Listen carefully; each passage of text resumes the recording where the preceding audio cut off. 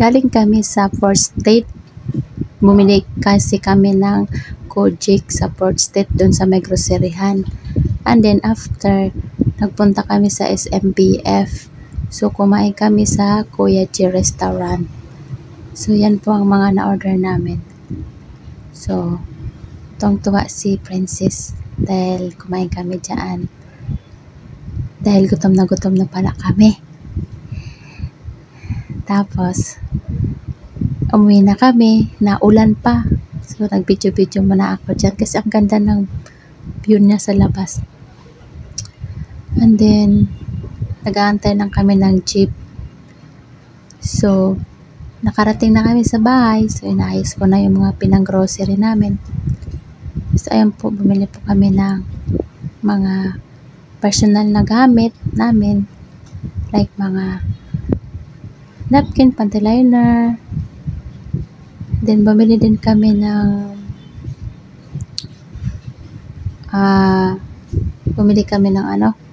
ayun po yung Kojik na binili namin na papaya. Ayan, Kojik papaya. Yun. Yan ang binili namin. Sinadya namin bumili kasi mura lang kasi ang 15 pesos isa. So ayan po, ang Whisper na mga binili namin. So inaayos ko na siya. Inayos ko na din. So ang dami kong binili na, bumili din pala kami Skinol. Tapos kasi kala ko wala na kami stock na Skinol. Meron pa pala kami stock na Skinol. And then yan, Listerine. So matagal na yung Listerine, hindi ko na yung ginagamit. So ang dami ko pa palang sisters na panty liner na pinili. Nagbili ulit kami, kala ko wala na, kaya ng grocery ako.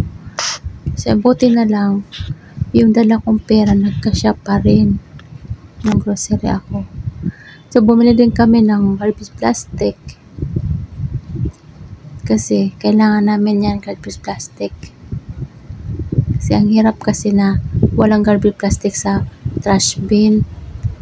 So kailangan meron kang garbage plastic para pag may tatapon kang basura, diretso lang sa may plastic garbage para pag tinapon mo, tatali mo na lang. So yan, Colgate din. Bumili kami ng Colgate.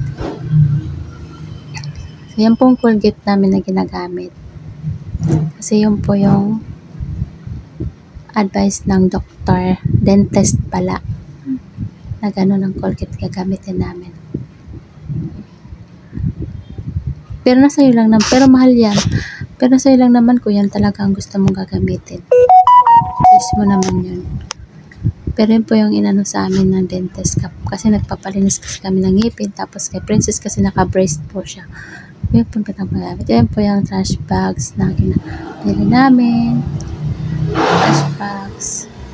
Kasi paubos na yung trash bags namin. Kasi importante kasi yan.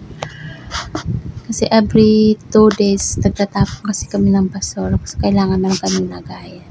Ayan, tapos na po yung pagligpit ko ng mga aras. Ayan na po, nilagpit ko rin po sa locker, sa may cabinet.